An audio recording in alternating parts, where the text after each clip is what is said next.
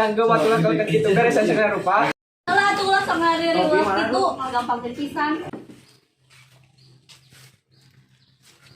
Dagong pisan geus sabaraha kali ditartibkeun hayo we dagang deui. Mana rek ngalawan ka aparat? Tenang, tapi dah hariwang mangga dilajengkeun barang tuangna. Mangga uningaan suratanana oge lain warung sangu. Nya anak akal-akalan ieu mah. Nah urang rek diheureukeun bae ku si Isa. Hati-hati bisa aya anggota bahaya. Eueuh, mempengaruhi anggota, urang angkut bae we ieu dagangan lah. Nu anggota mah biasana wayah kieu sok nuhunkeun tuangna. Omat bapak-bapak di dieu mah tara aya nu dagang. Sadaya tuanganana dibagikeun kalian gratis. Ayo orang ini bisi kabur datang.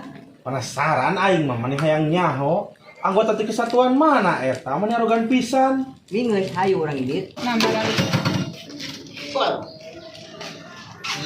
Eta koyen itu koyen. Aman.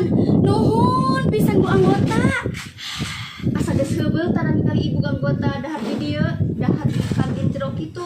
Di rumah sakit ge geus teu kaciri, geus cager mun salakina. Nya muga we geus cager sabi hari deui.